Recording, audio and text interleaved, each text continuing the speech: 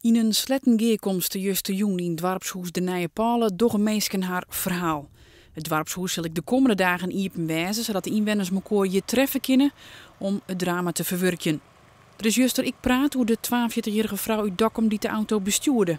Ze liep je bord met deze vrouw. Ze vindt het echt verschrikkelijk wat haar oerkamer is. Even los van dat hele onderzoek dat nou nog rint.